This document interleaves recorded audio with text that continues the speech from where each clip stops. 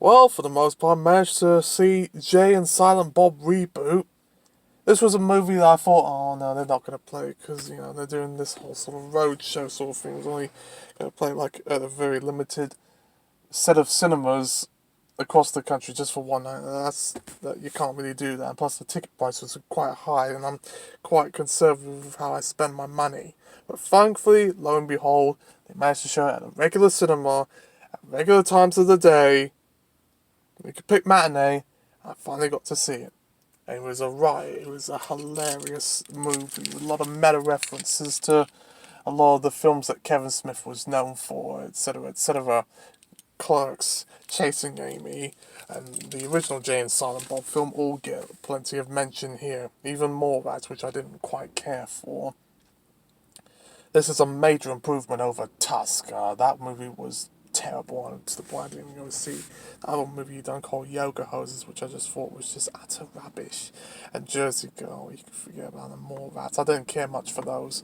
But Jay and Silent Bob Reboot is definitely in his stronger canon of works alongside the other Jay and Silent Bob film, Clerks II and Clerks I, and Zack and Miri, which I won't mention the full title, but you kind of get what I mean.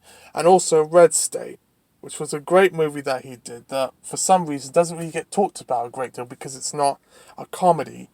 It's a suspense thriller about Christian evangelical extremists. Need I say more? Sorry, I was trying to find my water cup was I was a little bit thirsty.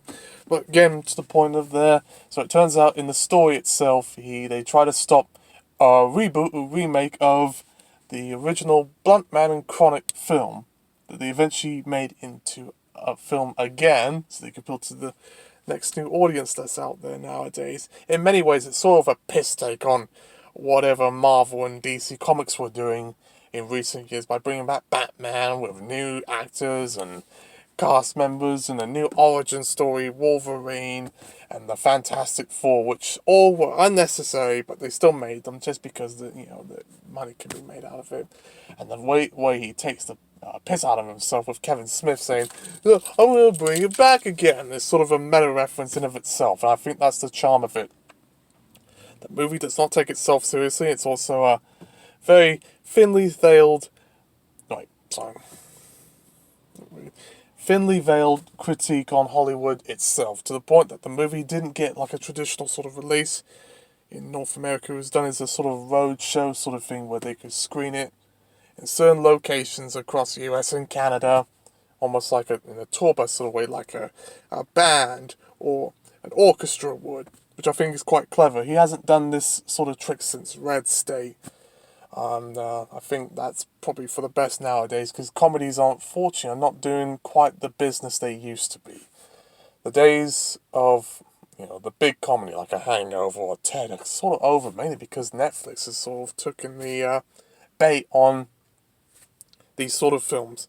Because most people aren't interested in going to see these movies on the big screen like they used to, because they want a favourite for all the superhero stuff because it has a bit more of a auditorium atmosphere. Which is a shame, because there's many great movies out there that are absolutely hilarious. Deadpool, for example, which mixes the superhero genre mixed with comedy to great effect. How come you can do that, but you can't do that with Hangover and Ted anymore? What gives? Well, at least Todd Phillips's woke culture killed comedy, so now resonates to new heights now.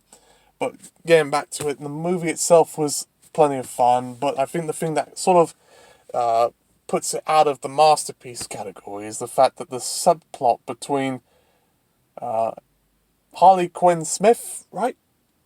The daughter of Kevin Smith.